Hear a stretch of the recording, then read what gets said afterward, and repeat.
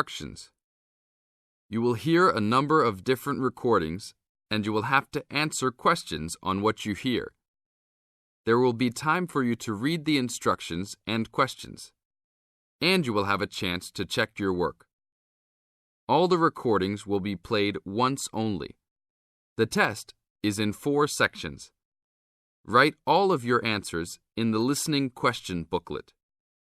At the end of the real test, you will be given 10 minutes to transfer your answers to an answer sheet. Now turn to Section 1 of your booklet.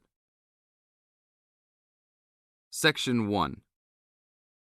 You and a friend are looking for a place to live. You have a list of places and go to see a rental agent to check on a number of points. Listen to the conversation between your friend and the rental agent and complete the list. First, you have some time to look at questions 1 to 6 on the housing list.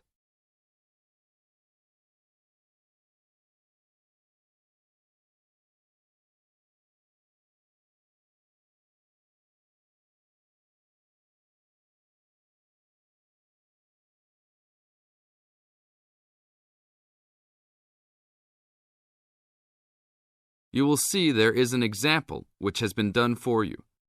On this occasion only, the conversation relating to this will be played first.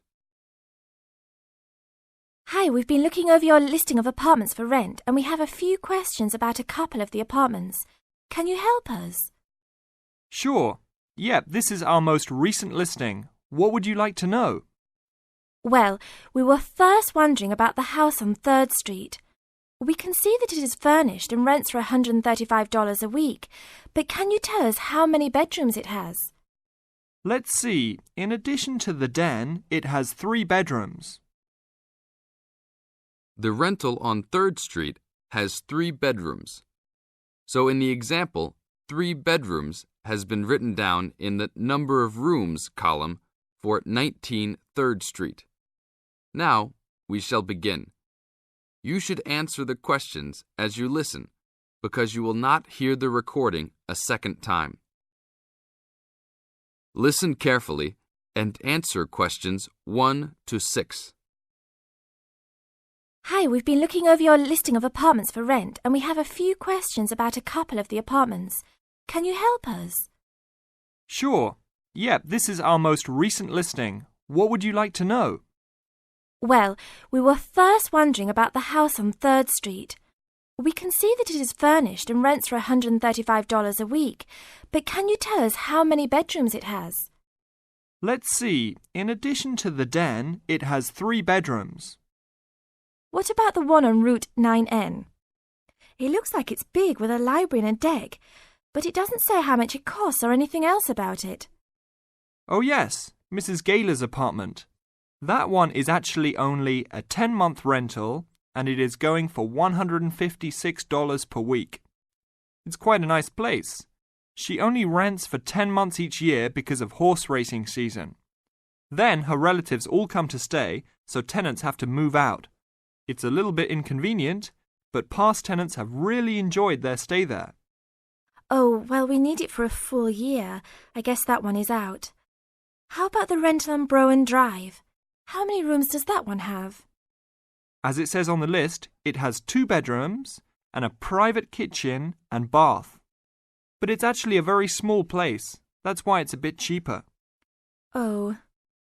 Well then, what about the one that has 3 large rooms? Who is renting that property? That one is a good deal. Mr. John Smith is renting it.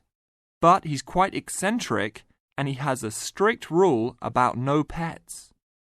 How about cats? Nope, absolutely no pets.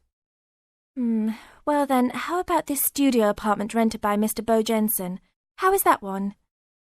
That ad is actually a bit deceptive. The studio apartment is the whole upper floor of an older house. It's actually very large and, at $45 a week, quite affordable. And it's near campus. I think I'd like to check that one out. Do you have a telephone number that we can call? It's not on the list? Oh, it isn't. Here it is. You should ring area code 518 and then 543-7790. Thanks. I think I'll call on that one first. Your friend decides that he would like to talk to Mr. Bo Jensen. Look at questions 7 to 9.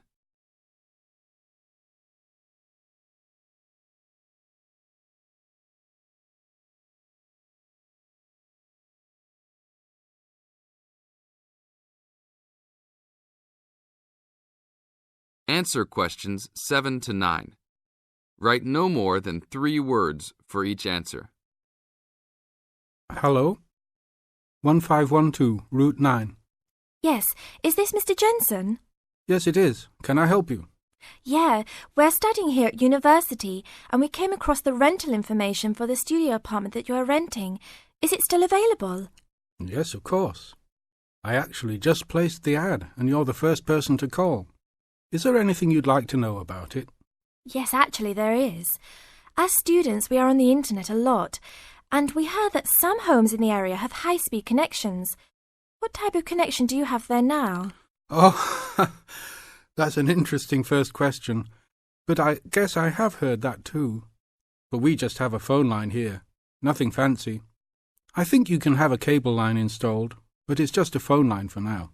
Okay, well maybe we can do that. What type of heating does the apartment have? Now there's a more traditional question. We have oil heat here. It's an older house. That tends to be a little more expensive during the winter, right? Yeah, but there's nothing to do about it. It would cost too much for me to put in a gas heater. What else would you like to know about the apartment? Well, we heard it was quite big. Is it furnished? Actually, yes. I should have put that in the ad. It has an old couch and a couple chairs, a dining table, refrigerator, stove, and even a dishwasher. Does it have any beds? Yep, it has 2. That sounds great. When is the apartment available? You can have it tomorrow night if you want. I just have to clean up a couple things before you get here. Do you want to come over and see it first? No, it sounds fine to us. I actually know the street too, so I know the area. We'll take it. This is the end of Section 1. You now have half a minute to check your answers.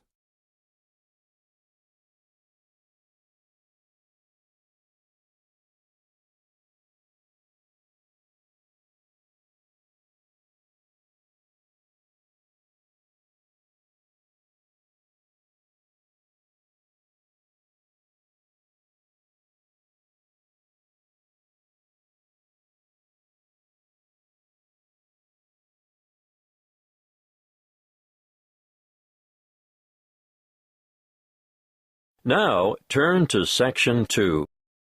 Section 2. You will hear a radio advertisement for a health program. First, you have some time to look at questions 11 to 17.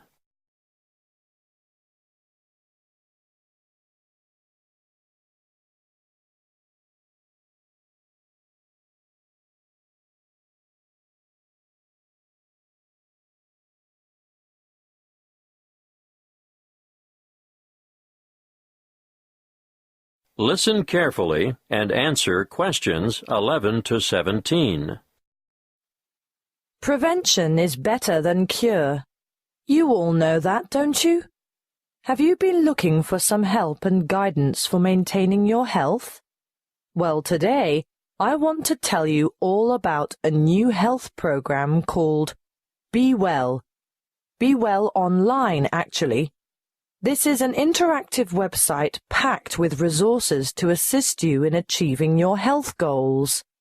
On this website, you'll find up-to-date health information you can trust. It has a register, which includes a quick online check to assess your health and keep track of your progress. What do you want to do? Lose weight? Give up smoking? Manage your blood glucose levels or just improve your overall fitness? Use the simple online assessment tool and receive a personalized report on your current state of health. This is what we call your wellness register.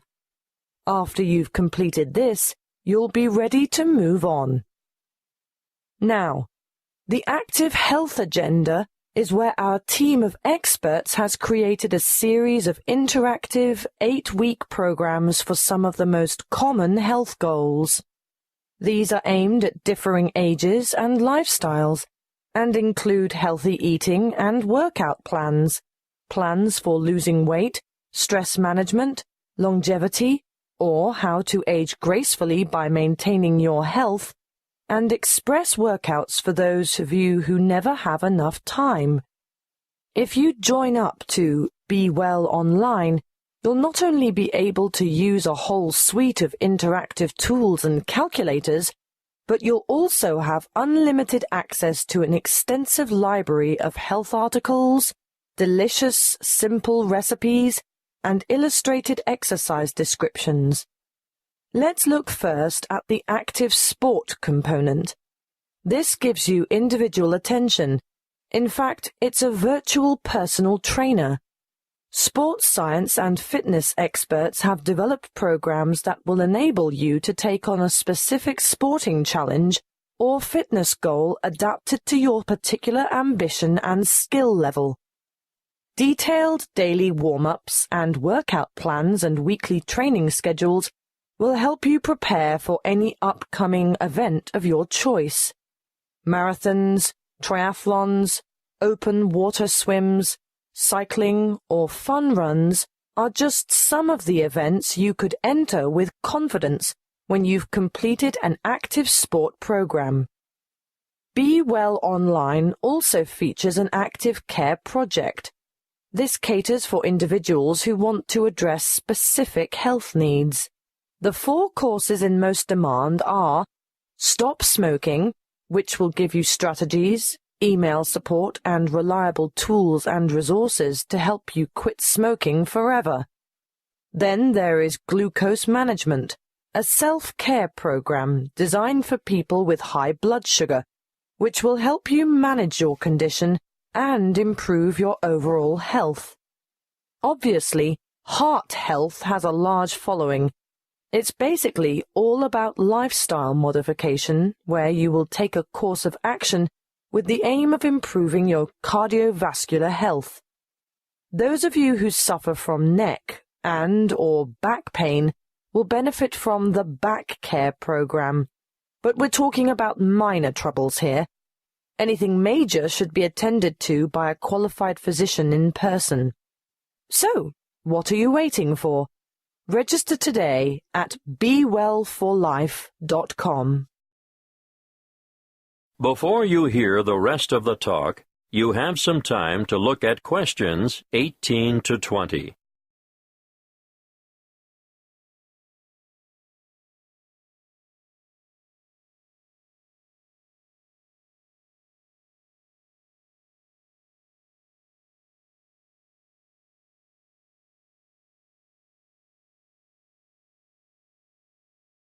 Now listen and answer questions 18 to 20. Okay, I can hear some of you saying that you don't have enough willpower to go through with our online program. Well, just for people like you, we offer Be Well Coaching. What is it? It's a telephone-based service that will give you the extra support, motivation, and techniques that will provide the impetus for you to bring about permanent changes. Who runs it? The course is delivered by experienced health coaches, as well as qualified exercise physiologists, dietitians, and nurses. Who can use it? Well, this service is really for those of you who have serious health concerns like diabetes, arthritis, or high blood pressure. I know there are many of you out there who could benefit from this. How does it work? Your health coach will provide assistance as you develop a plan and maintain regular contact over a period of 6 months to help you stay on track. You'll also get access to a phone-in service for extra support if you need it, and you'll be provided with health information specifically targeted at your individual problem. Now, what could be better than that? That is the end of Section 2. You now have half a minute to check your answers.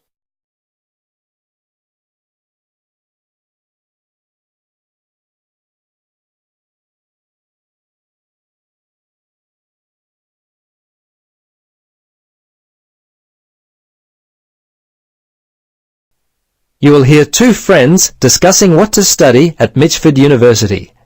First, you have some time to look at questions 21 to 27.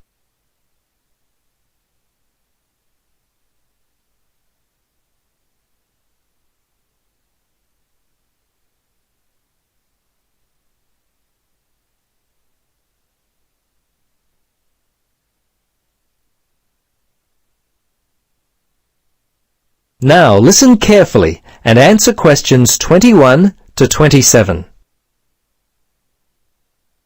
Hello, Gloria. Hi, Paul. I just heard that you're studying psychology this year.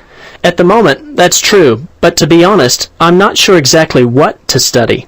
You're in your third year at university. Do you have any advice for me? Well, it's a difficult question for me to answer, but I do have some ideas, based upon my personal experience, that may be of help. Anything would be helpful at this point. I'm feeling a little worried about what I should do. Well, there are a few things that I would recommend. Firstly, ask yourself, what do you really enjoy studying? For example, maths, English, science? This will help you decide what course you should do. The university handbook lists all the courses available. You should take some time to look at it. A couple of my friends spoke with recent graduates of courses which took up a lot of time. Another thing which took a lot of time was an interview at the Dean of Academic Affairs office. They're always so busy there. Unless you've got a lot of time, I wouldn't bother with either of those ideas. Okay. Gloria, I understand there are some excellent publications that I can look at which will help answer my questions. But the trouble is, I'm having a real hard time locating them. Do you know where I might be able to go? Yes, I encountered this very same problem when I was deciding on what to study. I managed to locate a few excellent books that really helped me to decide what was best for me. Now, some of the details will be a little inaccurate. That's no problem. If you could just remember the titles, I'll be able to look them up at the university library. Now, let me just get my pen. Okay, ready? All right. The first book I found was What Should I Do? It was written by Paul Smith, and I believe it was published in 2000 by Smith Brothers. I think this was the best book I read, although Judy Newton's Choosing University Courses was also an excellent help for me. Can you remember what year that one was published? Let me see. Most of the books I read were published around the same year, 2000, I think. I can't remember who published it. I think it was Printers Limited. You'll have to check that one out yourself. No problem. This is just what I've been looking for. Anything else you could recommend? Yes, there was one other book which I remember because my cousin works for the publishers Brown and Tate. He started there in 2002. Anyway, the book's called Surviving University and was written by Julie White. It's an excellent book which came out in 2004. I certainly recommend it. Before you hear the rest of the conversation, you have some time to look at questions 28 to 30.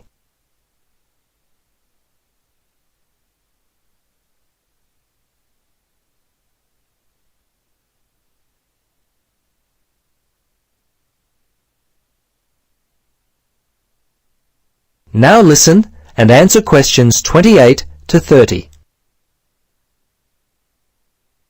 Gloria, this discussion has been so helpful. I wonder if I might ask one more question. Sure. What would you like to know? Well, I'm wondering why you finally decided to study psychology. Well, what helped me to decide was my interest in working with people. I think that's what you've got to really decide in your own mind. Do people give you energy or do they drain you of energy? I asked my friends what they thought of my idea, and most of them thought it was a good choice. Yeah, you know, I think my parents or family members who know me well would be a good place to start. I think if you like to research subjects, you might prefer to work by yourself. That could help you to decide what area you should study. For me, I like working with numbers. and I knew psychology involved a lot of this, so that also helped me to choose my course of study. The bottom line is you've really got to know what you naturally like to do. Once you work that out, you simply choose areas of study that relate to those things. Well, Gloria, I can't thank you enough for your time. Would you be interested in joining me for a coffee? That is the end of section 3. You will now have 30 seconds to check your answers.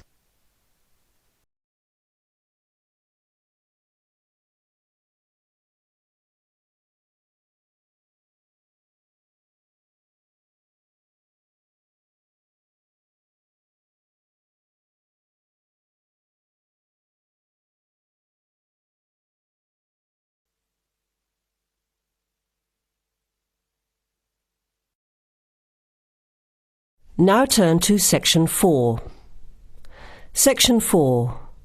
You will hear a talk given by a lecturer to a group of civil engineering students on the reed bed system for sewage treatment.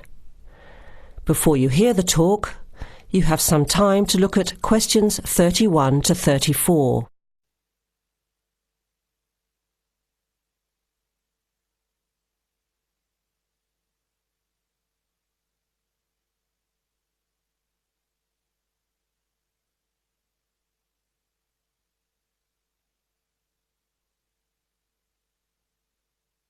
Now listen carefully to the first part of the talk and answer questions 31 to 34. Thank you for inviting me to speak to you today about what is now called the reed bed sewage treatment system. This system uses naturally occurring reeds to treat domestic and industrial waste. It's an environmentally friendly alternative to normal systems. You all know what reeds are like, don't you? Those tall plants with hollow stems that grow in wet places, like marshes, for example. Here's how the system works. First of all, an artificial marsh is created. To do this, holes are dug about 1 metre deep and usually rectangular in shape. They are then lined with clay or plastic, and the liner is covered with gravel. After that, a system of tubing is laid, with holes in it, and more gravel is added to cover that. Finally, reeds are planted in the bed. The sewage is brought to settling tanks. From there, it is distributed to the roots of the reeds through the tubing. Note that the waste material enters the beds underground and remains underground. The reeds conduct oxygen very efficiently through their stems to the roots system. Here, bacteria work to reduce the waste material to basic elements. What comes out of the artificial marsh is water that has been cleaned through a natural process. The purified water leaves the reed bed through a simple outflow pipe. The water that comes out has to be tested. Sometimes it's held in a pond until it evaporates or soaks into the ground. Sometimes, after testing, the water is discharged directly into streams and rivers. Before the talk continues, with questions from the students, you have some time to look at questions 35 to 40.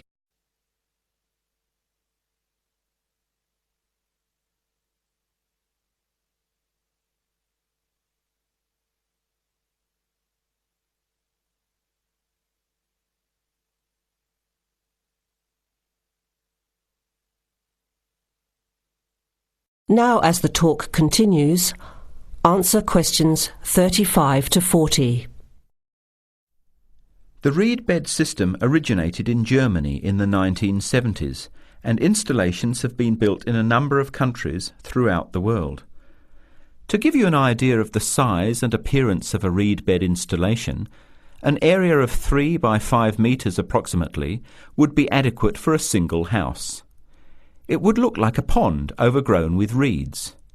There are cities with 150,000 people in Germany whose entire sewage treatment requirements are served by reed bed installations which extend for 10 to 20 hectares. There are 2 wonderful environmental advantages. First of all, reed bed systems are natural composters. As time passes, high-grade soil builds up in the beds. The soil can be removed and used for agricultural purposes. Soil produced from waste containing heavy metals would of course have to be tested and the toxic material removed by chemical processes. An additional advantage is that the reed bed can function exactly as a marsh, providing a healthy natural home or habitat for waterfowl and other birds, insects, reptiles and mammals. But there are practical advantages to a reed bed system over existing sewage treatment plants as well. At all levels, the cost is lower than for normal systems. Labour costs are a fraction of the costs of a conventional system. Typically, a large-scale reed bed installation will cost 10% less than a mechanical system. They require little maintenance, and unlike mechanical systems, the efficiency of reed beds increases over time. But before we go any further, you must have some questions. Maybe this sounds too good to be true. That's exactly what I wanted to ask. If these systems have so many benefits, why aren't they more popular? Why don't we see them everywhere? As I said, the technology is now almost 40 years old. Demonstration projects of all types have been built and monitored and are slowly convincing regulators of the advantages of the system. But you have to understand that regulating authorities are by nature conservative and resist change. Typically, there's a lot of opposition to these systems by manufacturers and by everyone involved in maintaining the conventional systems. Reed bed systems require fewer staff to operate, so there would be a decline in the workforce. Therefore, unions would resist the change as well. What happens to reed beds in winter? Does the efficiency decrease? The above-ground part of the plants die back in cold weather, but the roots remain alive and active, and the system continues to work just as effectively in winter. As soon as the weather warms up, new reeds appear and grow quickly. Is there a problem with mosquitoes in these ponds? Well, they're not exactly ponds with standing water. The beds look more like a field covered with long grass. The soil is moist, but not like a swamp, so there would be no more mosquitoes than in any other field. Remember, the effluent enters the beds underground and remains underground. OK, let's get into some of the technical details now, and I'll answer questions as they come up. That is the end of section 4. You will now have half a minute to check your answers.